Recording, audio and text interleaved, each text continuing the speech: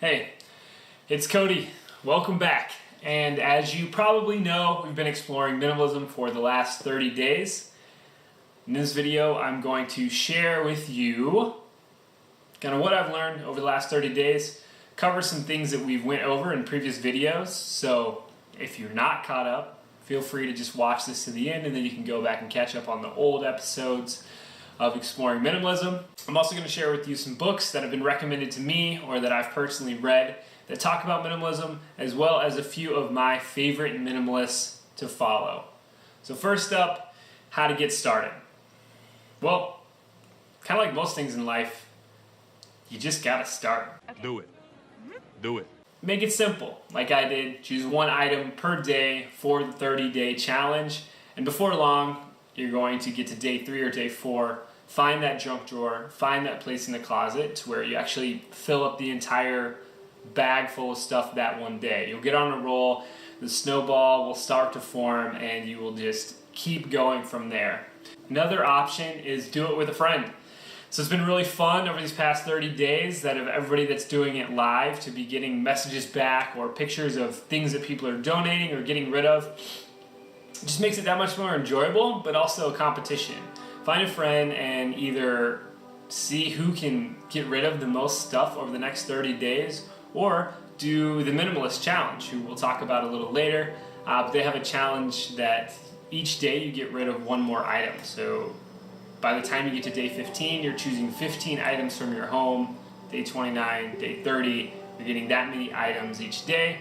Whoever can last the longest wins, or if you make it both all month, then you are certified minimalists. Don't worry about getting rid of the wrong thing. I think that's an important piece of getting started. People are often worried about getting rid of something they may need later. Well, you bought it once, you can always buy it again.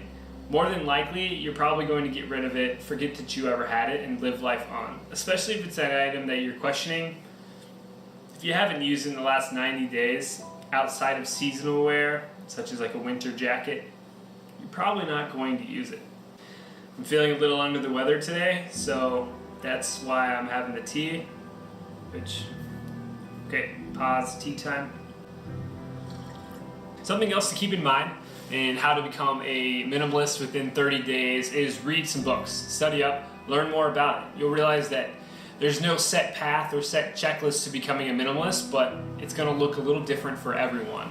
Boo! Joshua Becker's book, The More of Less, was really helpful for me because it did a good way of depicting the fact that minimalism is a journey and it's a self-journey. Everyone's version of minimalism or the items that they find essential are going to be different. And it was very helpful for me to realize that while I may be decluttering and getting rid of things on my own, I don't need to force that upon my spouse.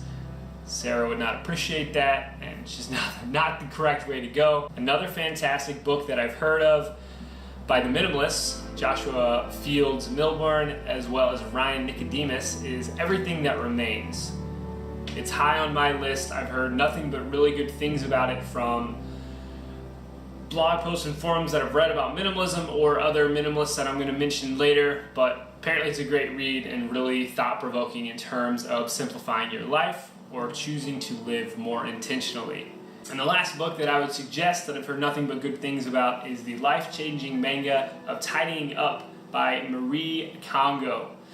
Apparently this is a hilarious and just great book on what it's like to really find the necessities in your life, live intentionally, and how much that can free your lifestyle up. There will be Amazon affiliate links for all 3 of these books in the description below. Feel free to check them out. I've heard nothing but great things. There's tons of reviews on Amazon for each of them. And if you do read them or have read them in the past, I'd love to hear your thoughts down in the comments. All right, next, and minimalists to follow. So who should you pay attention to in the minimalism world? Well, one of my favorites is actually a filmmaker. He does incredible work, Craig Adams. How's it going? My name is Craig Adams. I'm a traveling filmmaker, YouTuber, nomad, living out of a single backpack. Craig is a nomad filmmaker. He's kind of bouncing around right now, living out of a single backpack, but he is minimalist to the max. Talk about someone that really lives the minimalist life. He's even got YouTube videos on data minimalism. So, sip to that. Another one's actually the Minimalists. So, Joshua Fields Milburn and Ryan Nicodemus, the Minimalists from the documentary Minimalism. Howdy everyone, I'm Joshua Fields Milburn. And I am Ryan Nicodemus, and together we are the Minimalists. Wait, that's my line. They're all over social networks. They've got a YouTube channel, a podcast, a blog that's extremely popular. I would definitely recommend checking them out. And the next one has very close ties with them is Matt Diavella. He is actually the filmmaker who filmed Minimalism and worked with Joshua Fields Milburn and Ryan Nicodemus on Minimalism, the documentary. 6 a.m.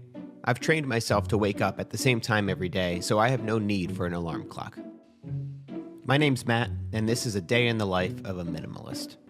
Matt has got my favorite podcast that is out there. Not only does he have amazing creatives as guests, it's ad-free, which is awesome, but he also has a ton of minimalist guests on his podcast. So, Matt, if you're watching this, cheers to you. And last but not least, Courtney Carver is another minimalist that you should follow. She is the voice or the person behind Be More with Less, as well as the founder of Project 333, where you go 3 months wearing 33 items of clothing and seeing if anybody notices and learning how to cut down your wardrobe.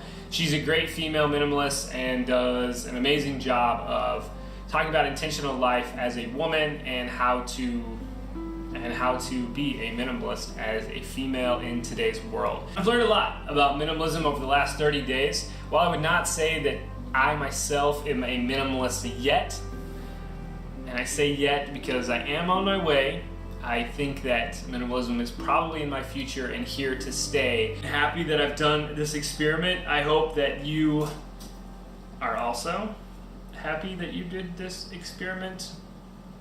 And if you haven't, I would definitely tell you to explore minimalism for the next 30 days. But now it's on to the next challenge and the next topic to find out what I'm going to be learning about or checking out or experiencing or exploring. Next, I will be exploring